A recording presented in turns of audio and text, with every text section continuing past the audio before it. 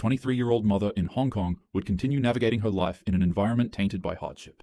She was an orphan as a child, and as she grew up, she became addicted to abusing substances and other things. She worked at a nightclub in one of Hong Kong's red light districts, Tsim Sha Tsui, where a 34-year-old mob boss frequently visited her for services. The gangster was known to be extremely dangerous as he had a horrible temper and would often do cruel and unusual things to people who wronged him. One day, after the two met with each other, the mobster would accidentally forget his wallet at the venue. Upon seeing that it contained 4,000 Hong Kong dollars, the woman would secretly steal it to help her own financial situation for herself and her son. The mob boss found out, and out of fear of what he'd do to her, she immediately returned the money back to him. However, he wasn't satisfied. He demanded that she pay an additional $10,000 back to him as an interest fee for her thievery. Obviously, she couldn't meet those requests.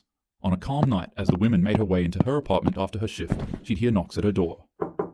It would be 3 members of the Triad gang and a young girl who claimed that they wanted to settle the dispute with a more reasonable fee.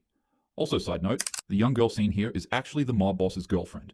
Remember how I said he's 34? Well, she's 20 years younger than that. Yeah. Anyways, as soon as the woman opened up the door, they ripped her out of her apartment and drove her to a rundown flat on Granville Road in Kowloon. It was there that her final horrific month of torture began. Her captors beat her with pipes, suspended her in the air with wires, burned her with wax and plastic, and rubbed peppery spices into her wounds. Each day blurred into the next. It was a cycle of torment designed not only to punish her, but to strip away at her humanity. Neighbors heard nothing beyond the walls, but within them, suffering was routine. After nearly a month of agony, her body could no longer endure the mistreatment, and she would pass away from the monstrous acts of the gang. Upon realization, the mob boss had his men disposing of her remains in bags and pieces to clear themselves of any evidence. However, in a grotesque and cruel twist, the boss would have her skull boiled clean, polished and preserved, and then stitched into his girlfriend's Hello Kitty plush. Actually, I don't really feel comfortable considering her his girlfriend. I mean, the man's quite literally old enough to be her father. But nonetheless, night after night, the young girl would be faced with the doll as she lived with the mob boss, and he kept it in the flat they were living in.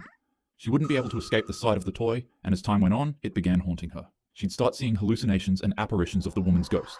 The spirit would follow her every day, weeping dreadfully. It'd stand by the corner of her bed, staring at her every night, and if the girl ever fell asleep, it'd show up in her dreams as well, and turn them into nightmares.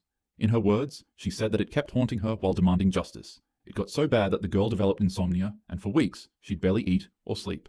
Eventually, she broke. She ran to a nearby department, and reports from the Kowloon police station say that she turned up at the building shaking violently. As mentioned from witnesses, rather than her saying that she has a crime she needs to confess, the first words that left her mouth were something around the lines of, "I keep seeing her. I can't sleep. Please, she won't stop crying. She won't leave me alone." She was literally traumatized. The girl told police absolutely everything they needed to know,